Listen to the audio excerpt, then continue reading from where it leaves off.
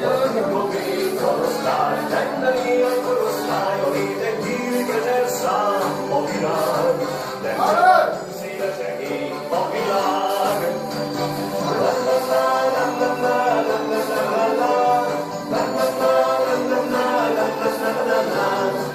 Szívesek felétek még annyit mondhatok, 20 évesnek lehet is sajnos múló állapot.